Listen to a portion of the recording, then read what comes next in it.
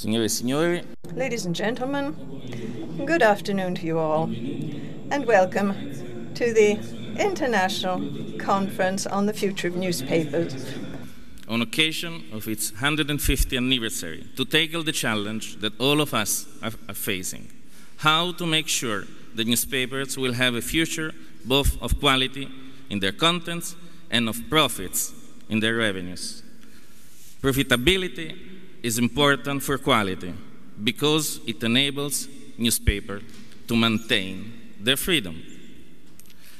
To discuss these topics, La Stampa has organized today a program of 4 panels with journalists, editors, publishers, and owners of this amazing industry, coming from 4 different continents, who will relate their experiences, describe their projects, and share with us some of their dreams. Here in this room, we have a team of our journalists that we will cover the event in that corner of the room on the social network, and we have another team of our journalists upstairs in a room from where we will come out with a special edition of our newspaper that we will get at the end of the program. Each participant comes to this event via a different path. We come from different countries, culture, languages, successes, and failures. The goal for all of us is to interact, to create a network of ideas of which everyone can take advantage. That's why at the end of every panel, each one of the participants will give us a few sentences to summarize his or her approach to our common agenda. And we will include all these sentences and principles in a Turing to-do list that we all share. And it's a joint endeavor that the audience will be able to join, asking questions, sending email to the address ask@lasta.it, lastampa.it. The challenge that we are facing couldn't be harder. The number of print copies sold at the newsstands is going down.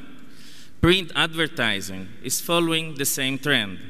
Digital copies are not rising at the same speed, and digital platforms are using our contents with very little revenue for us.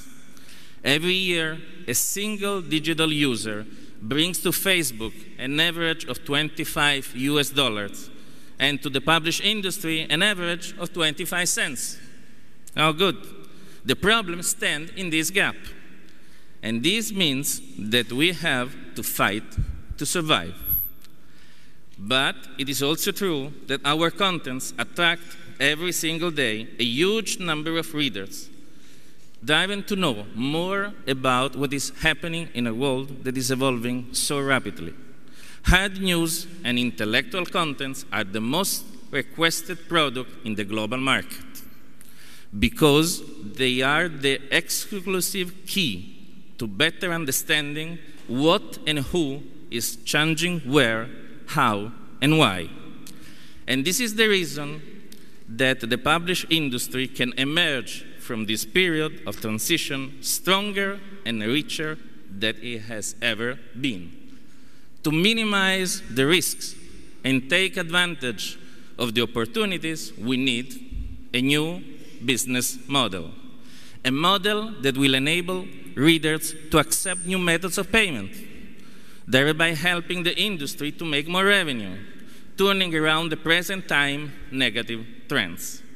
The strength of a newspaper comes from the quality of its contents, the reliability of its brand, and the dimension of its intellectual community, composed of its journalists, readers, and their families and friends. That is why we need a new formulas to transform the digital platforms into tools to deliver to the readers contents and services, not only for free, but also, if not mostly, for a market price. Subscriptions and membership may change the newspaper DNA from an intellectual community to a community of intellectual services. And by the way, this is my contribution to the Turing to-do list. From an intellectual community to a community of intellectual services, able to provide to its paying members all kinds of contents, from the hard news to the big public events, from train schedules to docudramas, from lectures to travels, on every platform, print paper, web, social network, airwaves, video, augmented reality, or any other that the technology will be able to offer us. It's a path along which we must not be afraid to embark. We must not be afraid to rethink us or to reinvent us. Also with uprooting ideas, even revolutionary ideas. Maybe our newsrooms need to be completely rethought, changing the way we work. Maybe the articles have to be written differently, adapting them to the different platforms. Today, we measure them in words and lines. Maybe we should start to use the reading time instead. Maybe the newspapers must have fewer pages, be more compact, with contents of such high quality to justify higher prices. Maybe our strength is our brands. That means who we are able to gather around us. And maybe we have to invest on our identity that comes from what we write, who is reading us, and what we are. From here, we start our discussion, opening a debate in every possible direction, convinced by the fact that any single idea could make the difference. And allow me to say that to debate the collective future of the newspaper in the digital era, from the ground floor of our printing plant, surrounded by giant recycled paper reels, each one of 1,600 kilos, about 3,500 pounds of weight, from which we get around 480,000 print pages, tells a lot about the capability to have enough experience and determination to succeed. And now, it's my pleasure to invite to the stage John Mickelwaite to lead our first panel. Please, John. Come up too, I think.